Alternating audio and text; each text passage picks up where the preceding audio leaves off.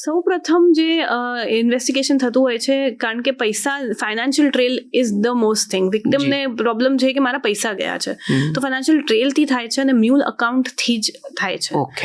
તો એના માટે સિન્સ આપણે વાત કરીએ છીએ તો ખાસ કરીને કે ઘણીવાર જે મ્યુલ અકાઉન્ટ હોલ્ડર છે ને, એમને થાય છે કે મેં તો ખાલી 10,000 લીધા, ફ્રોડ ભલે 1.5 કરોડનો છે અને મને તો ખબર નથી કે આ ફ્રોડ માટે યુઝ થઈ રહ્યો છે, રાઈટ. બટ કાયદાકીય રીતે તો એ પણ એટલો જ ગુનેગાર છે, કારણ કે કે તમે ભાડા પર અકાઉન્ટ આપી ન શકો. જ્યારે આપણે મ્યુલ અકાઉન્ટ કહીએ એટલે આપણે ઘર ભાડા પર આપતા હોઈએ કે વસ્તુ આપીએ છીએ, હવે અકાઉન્ટ ભાડા પર આપીએ છીએ.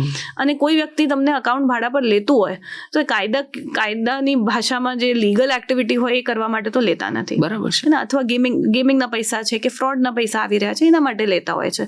તો એટલે એ પણ એક ઇલીગલ એક્ટિવિટી છે. એટલે ફર્સ્ટ મ્યુલ અકાઉન્ટ હોલ્ડર તો પકડતા જ હોય છે, કારણ કે એ ફાઇનાન્શિયલ ટ્રેલ છે. બરાબર છે. તે સાથે સાથે ઓબ્વિયસલી જે ટાઈપનું ફ્રોડ છે એમાં જે લિંક આવતી હોય, બરાબર છે, એની ઇન્વેસ્ટિગેશન પ્રમાણે કરતું હોય છે. અચ્છા,